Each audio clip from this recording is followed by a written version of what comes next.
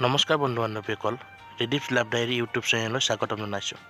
আহক আজি বিশেষ কেইটামান কথাৰ দ্বাৰা আমাৰ দিনটোৰ আৰম্ভণি ঘটাওঁ।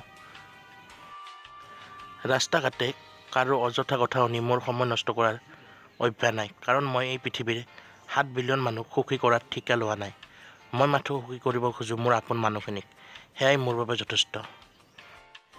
তিনিজন মানুহক কেতিয়াও পাহৰি নাযাবা, যি বিপদত পেলাইছে, যি বিপদত এৰি গৈছে আৰু যি বিপদত সহায় কৰিছে।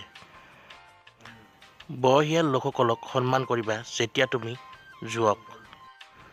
দুৰ্বলক তুমি সাহস দিবা যেতিয়া তুমি শক্তিশালী। ভুল কৰিলে বুজাই দিবা যেতিয়া তুমি জ্ঞানী। কাৰণ এদিন তোমাৰো ভুল হ'ব, তুমিও বয়সীয়াল হ'বা, তুমিও দুৰ্বল হ'বা। জীৱনত যদি সুখী হ'বলৈ চেষ্টা কৰা, তেনেহ'লে অতীতক পাহৰি যাবলৈ আৰম্ভ কৰা। কাৰণ অতীতে কন্দুৱাই, বৰ্তমানে হহুৱাই আৰু ভৱিষ্যতে জীয়াই থকাৰ প্ৰেৰণা দিয়ে।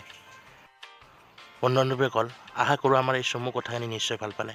যদি ভাল পালে তেনেহ'লে লাইক, কমেণ্ট, শ্বেয়াৰ কৰি দিব আৰু সদায় এই ধৰণৰ ভিডিঅ' পাই থাকিবলৈ আমাৰ চেনেলটো ছাবস্ক্ৰাইব কৰি দিব। ধন্যবাদ।